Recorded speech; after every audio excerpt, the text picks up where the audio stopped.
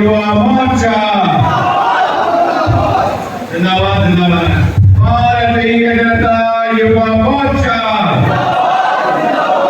जिंदाबाद जिंदाबाद। बीजेपी जिंदाबाद जिंदाबाद जिंदाबाद जिंदाबाद जिंदाबाद। अंदर కూడా గట్టిగా అనాలి భారత్ మాతా की। अंदर కూడా రెండు చేతులు పట్టుకొని పైకెత్తి భారత్ మాతా की జై నామ। భారత్ మాతా की నరేంద్ర మోడీ గారి నాయకత్వం, జేపీ నడ్డా గారి నాయకత్వం, సునీల్ రెడ్డి గారి నాయకత్వం। అందరికీ నమస్కారం।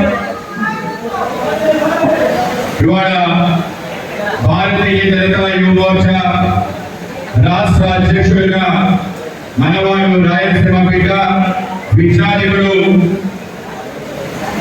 యువతలో అనేక సంవత్సరాల నుంచి పోరాటం చేసిన విద్యార్థి నాయకుడిగా ఎదిగి యువ మోర్చా రాష్ట్ర ఉపాధ్యక్షుడిగా వివిధ బాధ్యతలు నిర్వహించి ఇవాళ అందరి భారతీయ జనతా పార్టీ పెద్దల యొక్క ఆశీర్వాదం కారణంగా ఇవాళ భారతీయ జనతా పార్టీ ఆంధ్రప్రదేశ్ కి నూతన అధ్యక్షుడిగా నియమించబడ్డ మిత్రుడు సునీల్ రెడ్డి గారికి ఈ సందర్భంగా అభినందనలు, శుభాకాంక్షలు। రాబో కాలంలో మరింతగా పనిచేసి ఈ ప్రాంతం నుంచి వచ్చారు కనుక ఈ ప్రాంతానికే కాక అన్ని ప్రాంతాలకి భారతీయ జనతా పార్టీ జెండా తీసుకెళ్లి నరేంద్ర మోడీ గారి ఎజెండా ఏదైతే ఉందో యువత, మహిళ, ఎస్సీ, ఎస్టీ, బీసీ మైనారిటీలందరికీ కూడా సంక్షేమం కోసం ఆలోచన చేసే అతి ముఖ్యమైన పనులు ఈ దేశం కోసం చేస్తూ దేశాన్ని నడిపిస్తూ భారతదేశం యొక్క జాతీయ జెండాని ప్రపంచ వ్యాప్తంగా రెపరెపలాడించిన ఆ నరేంద్ర మోడీ గారి నాయకత్వం, ఆ నాయకత్వ పటిమ, ఆయన స్ఫూర్తి ప్రేరణతో నువ్వు పనిచేయాలని చెప్పి ఈ ప్రాంతంతో పాటు రాష్ట్ర వ్యాప్తంగా భారతీయ జనతా పార్టీని తిరుగులేని శక్తిగా చేయాలి అంటే అది యువ మోర్చా వల్లే సాధ్యం। యువత ఎక్కువ పార్టీకి వస్తే పార్టీ అంత ప్రగతి సాధిస్తుంది। ఇవాళ దేశ వ్యాప్తంగా భారతీయ జనతా పార్టీ నెంబర్ 1 పార్టీగా ఉంది అంటే అది కేవలం దేశంలో యువతంతా భారతీయ జనతా పార్టీ వెంట నడవడం కారణంగానే అని మనం తెలుసుకొని తప్పనిసరిగా భారతీయ జనతా పార్టీని బలోపేతం చేయడం కోసమే ఈ యొక్క వివిధ మోర్చాల రూపంలో 7 మోర్చాలు కూడా ఈ పార్టీకి సారథ్యం వహించి ముందుకు తీసుకెళ్లాలి।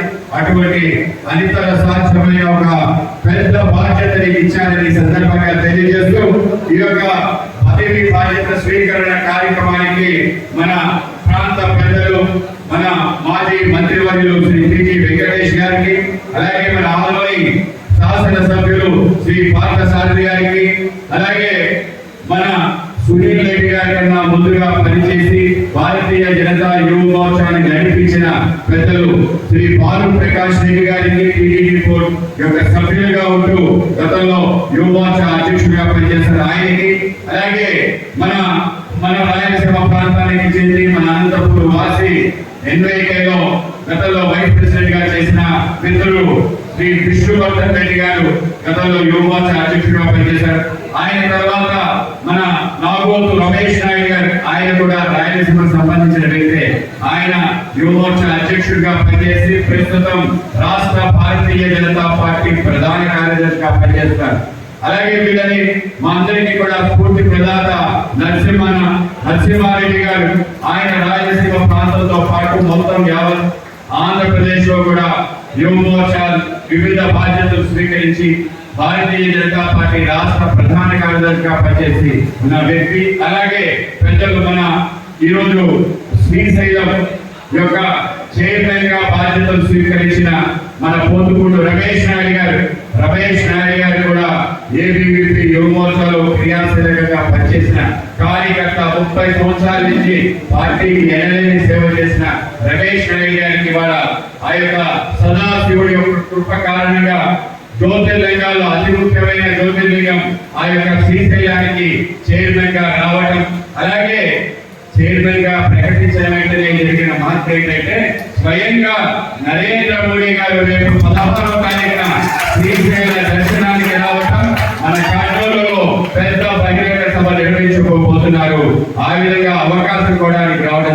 బాధ్యతగా నేను భావిస్తాను. అలాగే మన కార్యక్రమంలో పాల్గొంటున్న అంకాల రెడ్డి గారికి, అలాగే మన అధ్యక్షుడు ఎస్టీ మోర్చా అధ్యక్షుడు పనతాల సురేష్ గారికి, అలాగే రాష్ట్ర కార్యదర్శి గీతా మాధురి గారికి, విదూషా రెడ్డి గారికి, అలాగే పెద్దలు పురుషోత్తం రెడ్డి గారికి, అలాగే మాజీ ఎమ్మెల్యే శ్రీ మురళి గారికి, అలాగే మన నీలకంఠ గారికి, అలాగే వేదిక ముందున్న నాయకులందరికీ కూడా ముందుగా నమస్కారాలు తెలియజేస్తూ, మనందరం కూడా ఇవాళ పెద్ద ఎత్తున సంబరాలు చేసుకునే అనేక సందర్భాలు మనకి. ఎందుకు అంటే ఈ దేశానికి నరేంద్ర మోడీ గారు ప్రధానిగా ఏ విధంగా పనిచేస్తున్న తీరు, అనేక రకాల కష్టాలు, ఇవాళ యుద్ధ వాతావరణం ప్రపంచవ్యాప్తంగా అన్ని ధరలు ఆకాశాన్ని అంటుతున్న తరుణంలో మనందరికీ కూడా పండగ ముందే వచ్చిందని విధంగా దసరా దీపావళి కానుక ఏదైతే జిఎస్టి కొత్త విధానం సరళీకృత జిఎస్టి విధానం కారణంగా మనందరి యొక్క నిత్యావసర సరుకులు ధరలు తగ్గపోతూ ఒక గొప్ప అవకాశం మనందరికీ ఇచ్చారా లేదా?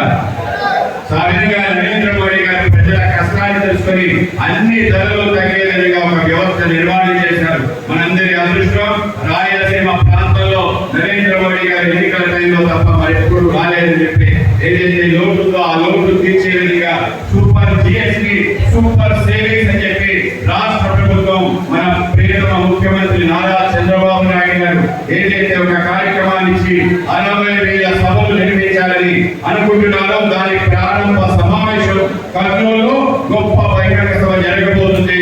ఆ విధంగా జిఎస్టి మనందరికీ వరల జిఎస్టి కారణంగా ఇటువంటి కష్ట సమయంలో కూడా ధరలు తగ్గించిన నరేంద్ర మోడీ గారికి మనందరం స్వాగతం పలకాలా ఉందా? పెద్ద ఎత్తున కర్నూలు రంగరంగ వైభవంగా అలంకరించి ఏ విధంగా మనకి సౌకర్యాలు కల్పించారో రేపు మనందరం కూడా పెద్ద ఎత్తున నరేంద్ర మోడీ గారికి స్వాగతం పలకాలి. ఏదైతే అక్టోబర్ 16లో ఆయనకి జీవితంలో గుర్తుండిపోయే విధంగా మొత్తం మనందరం కూడా స్వాగతం పలికే విధంగా మన శ్రేణులందరూ కదలాలని చెప్పి ముందుగా మీ అందరికీ తెలియజేసుకుంటాను. కేవలం అదే కాదు, నరేంద్ర మోడీ గారి దేశ ప్రధానమంత్రి అయిన తర్వాత ఆయన చేసిన అనేక రకాల కార్యక్రమాలు ఒకటి కాదు, రెండు కాదు, ఈ దేశానికి సంబంధించిన స్వావలంబన ఏదైతే ఈ దేశం సంబంధించిన ఏదైతే శక్తి ఉందో ఆ శక్తి ప్రదర్శన చేసే విధంగా ఆ భారత మాత శిఖలో అనేక రకాల మడుగులు పెట్టే విధంగా ఆ తల్లికి పరిపూర్ణంగా అభిషేకం చేసే విధంగా ఆ తల్లి యొక్క గౌరవాన్ని ప్రపంచవ్యాప్తంగా తీసుకెళ్లే విధంగా తీసుకున్న అన్ని చర్యలు కూడా మనందరూ కూడా భారతీయుడు అని చెప్పి భావించడంలో మనందరూ కూడా గర్వపడ్డాం. ఇవాళ భారతదేశం సగర్వంగా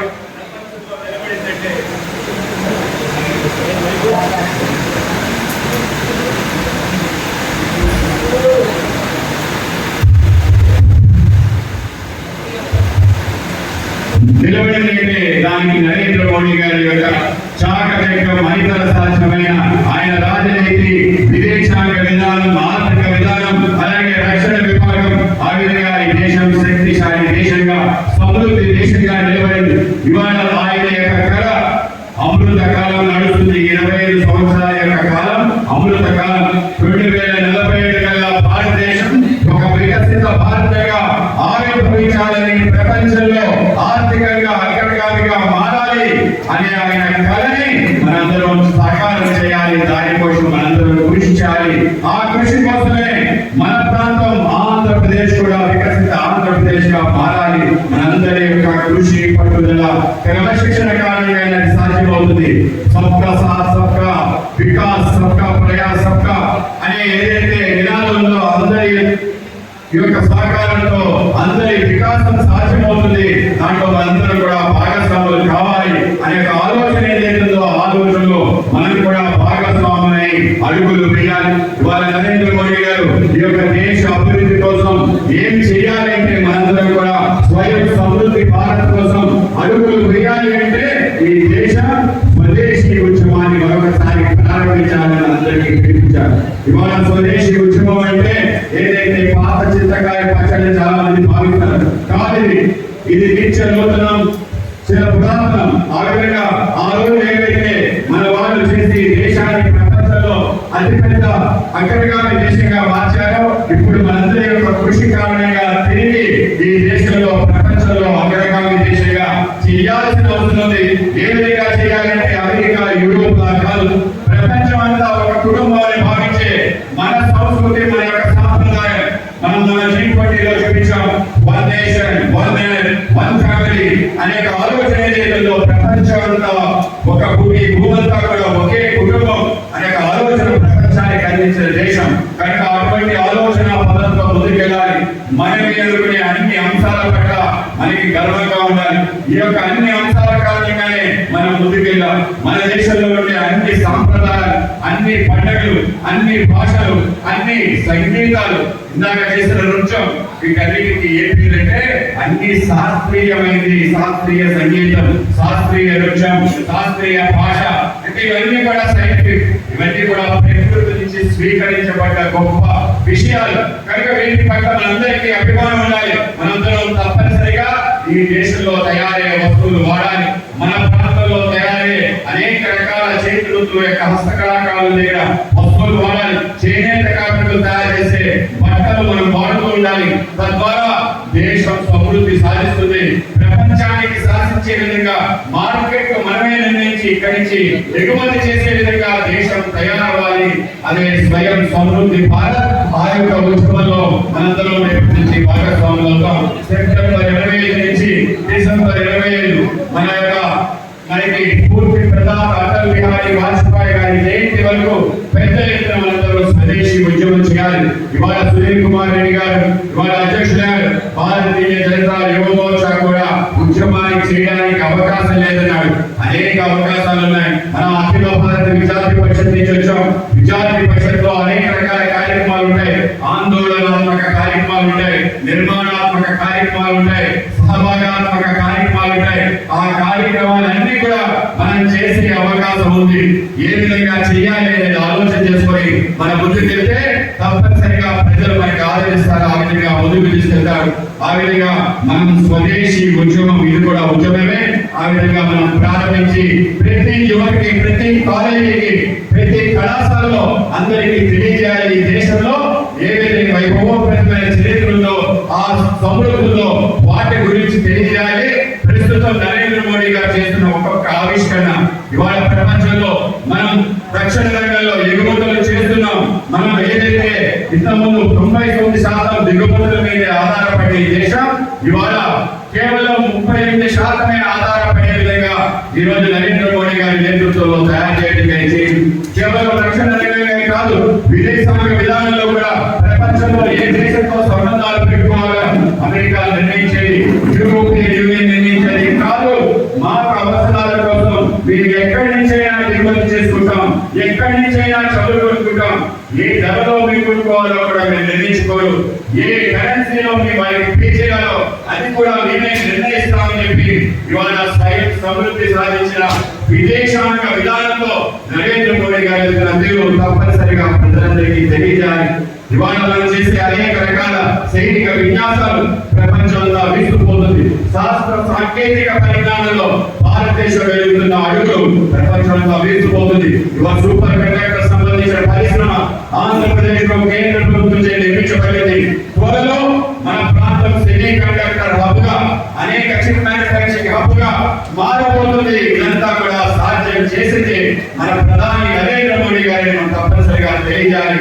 ఆ విధంగానే మనమే అనుకునే అన్ని అంశాల పట్ల మనకి అభిమానం, మక్కువ, ప్రేమ పెంచి వాటిని ఆదరించాలి. మనల్ని అక్టోబర్ 2, 3 తారీఖులో రాష్ట్ర వ్యాప్తంగా మనం ఖాదీ సందల పేరు మీద స్వదేశీ వస్తువులని మనం కొనడం జరిగింది. మొన్న జరిగిన ఈ ఖాదీ సందలో సుమారు 2 కోట్ల రూపాయల వరకు ఖాదీ హస్తకళలు భారతీయ జనతా పార్టీ ఆంధ్రప్రదేశ్ ఆధ్వర్యంలో కొనగలిగే విధంగా మనం ఇవాళ వ్యవస్థ నిర్మాణం చేస్తాం. కేవలం అదే కాదు, మొన్న ఈ మధ్య మనం పూర్తి కార్యక్రమాలు చేస్తాం. ఏదైతే సంచార జాతులు ఉన్నారో వారి సదాచారులు, మన యొక్క సంపదకి వారసులు, మన సంస్కృతికి వారసులు అని చెప్పి ఒక పెద్ద ఎత్తున కార్యక్రమం చేస్తాం. వారికి సంబంధించిన సమస్యలు వాళ్ళ కారణంగానే మనందరం ఉన్నామనే ఒక విషయాన్ని ప్రజలకు తీసుకెళ్లే ప్రయత్నం చేశాం.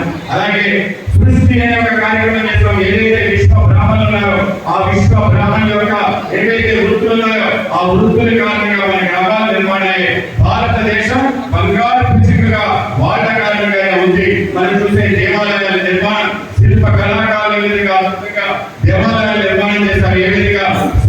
విధానంలో ఏ విధంగా ఆభరణాలు తయారు చేశారు, ఏ విధంగా బట్టలు, ఏ విధంగా అనేక రకాల వాహనాలు తయారు చేసి స్వామి వారిని ఊరేగించడంతో పాటు మన ఇంట్లో అనేక రకాల ఫర్నిచర్స్ తయారు చేశారు. అలాగే కమ్మరి వీళ్ళందరి యొక్క సృష్టి కారణంగానే దేశం ముందుకెళ్తుంది కనుక వాళ్ళందరినీ గౌరవించాలని చెప్పి మనం భావించాం. అలాగే ప్రతి సంతలో మన ప్రాంతంలో తయారయ్యే వస్తువులు కొని మనం ముందుకెళ్ళాం. ఆ విధంగా త్వరలో ఇటువంటి అనేక కార్యక్రమాలు మనం రూపకల్పన చేసి ముందుకెళ్ళాలని చెప్పి నేను యువ మోర్చా అధ్యక్షుడికి తెలియజేస్తున్నాను. కేవలం ఇదే కాదు, భారతీయ జనతా పార్టీ అంటే యువత ఎక్కువ ప్రాధాన్యత కలిగిన పార్టీగా మనం గుర్తించాలి. దేశంలోనే ప్రపంచంలోనే అత్యధిక యువత కలిగిన దేశం ఏదైనా ఉంది అంటే అది భారతదేశం. 45 లోపున్న ప్రజలు అత్యధికంగా ఉన్న ప్రాంతం ప్రపంచంలో భారతదేశం.